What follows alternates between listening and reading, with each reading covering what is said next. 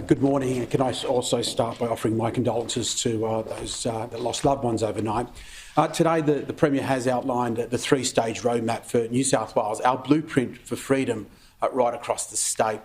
We previously have announced the 70% roadmap, and that will, we believe, kick in on the 11th of October. The only change to the 70% roadmap will be that we are now moving regional travel, so those in Greater Metro Sydney travelling to the regions not until we get to 80%. So that will be a change that was originally flagged at 70% no longer. It will actually start at 80%.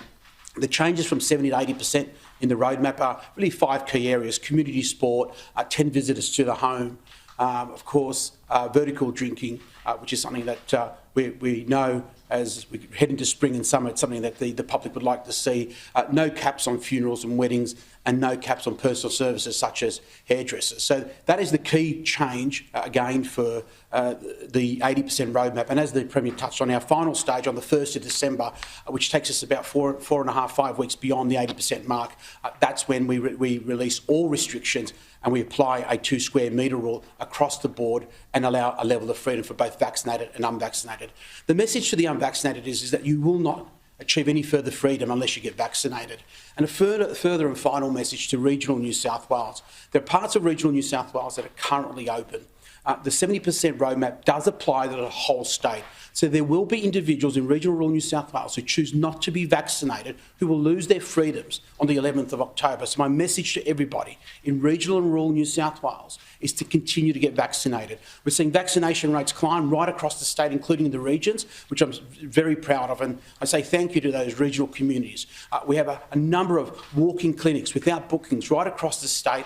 Of course, with Moderna coming online, the additional Pfizer supply and AstraZeneca in abundance, there is no excuse in regional and rural New South Wales not to get vaccinated. So again, my call out to the regions, let's keep climbing with those vaccination rates. A fantastic numbers so far, but let's not fall behind because Freedom Day is only a couple of weeks away. Thank you. Premier, Mr Barilaro just said that the message to the unvaccinated is that you will not achieve any further freedom until you get vaccinated. But under this plan, on the 1st of December, anti-vaxxers will have exactly the same freedoms as everybody else, and a raft of more freedoms will be introduced. But it's very important to note that unlike most places in the world, if you're not vaccinated, you'll have to wait at least 4 or 5 weeks after we've already hit the 80% double dose rate in order to participate in things that the rest of us can participate in.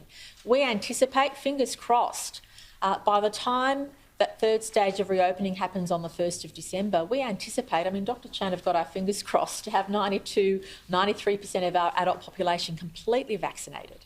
So that is a big high jump for people to have to go through if you're not vaccinated. The message is, if you want to be able to have a meal with friends, if you want to welcome people into your home, you have to get vaccinated. That's a simple message. And if you don't, if you choose not to, that's okay, but you'll have to wait a long time before you can participate in other activity.